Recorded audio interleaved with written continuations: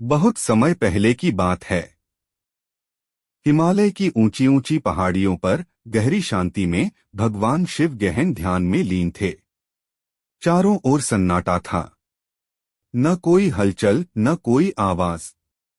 शिव जी अपने ध्यान में इतने मग्न थे कि उन्हें संसार की कोई खबर नहीं थी। उधर देवताओं की दुनिया में चिंता छा गई थी। एक शक्तिशाली राक्षस तारकासुर अत्याचार कर रहा था। उसे वरदान था कि उसका वध केवल शिवजी के पुत्र द्वारा ही हो सकता है। लेकिन समस्या ये थी कि शिवजी तो ध्यान में लीन थे और उनका विवाह भी नहीं हुआ था। देवताओं ने सोचा, अगर शिवजी का ध्यान भंग हो जाए और उनका विवाह हो जाए तभी संसार की रक्षा संभव है। तब देवताओं ने प्रेम के देवता कामदेव को बुलाया। कामदेव के पास एक विशेष धनुष और फूलों के बाण थे जो किसी के भी मन में प्रेम जगा सकते थे। उन्होंने कामदेव से कहा, जाओ और शिवजी के मन में प्रेम उत्पन्न करो। कामदेव जानते थे कि यह कार्य आसान नहीं है। फिर भी संसार की भलाई के लिए उन्होंने यह चुनौती स्वीकार की। वह धीरे धीरे हिमालय पहुंचे, जहां शिवजी गहरी तपस्या में लीन थे। उसी समय माता पार्वती भी वहां शिवजी की सेवा और तपस्या कर रही थीं। कामदेव ने मौका देखा और अपना फूलों का बाण शिवजी की ओर चला दिया। जैसे ही वह बाण शिवजी को लगा, उनका ध्यान भंग हो गया।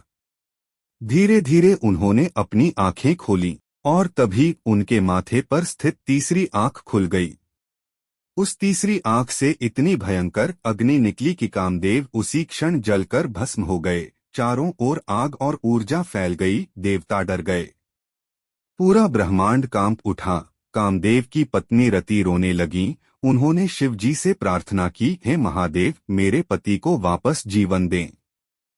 शिवजी का क्रोध शांत हुआ और उन्होंने कहा, कामदेव अब शरीर के बिना भी जीवित रहेंगे और लोगों के दिलों में प्रेम के रूप में बसे रहेंगे। इस घटना के बाद शिव जी ने पार्वती जी की भक्ति को स्वीकार किया और उनसे विवाह किया। बाद में उनके पुत्र कार्तिकेय ने तारकासुर का वध किया और संसार को उसके अत्याचार से मुक्त कराया। शिव जी की तीसरी आंख केवल क्रोध का प्रतीक नहीं है, यह ज्ञान, सत्य और बुराई के अंत की शक्ति का प्रतीक है। जब भी अन्याय बढ़ता है तो शिव की तीसरी आंख खुलती है और बुराई का नाश कर देती है।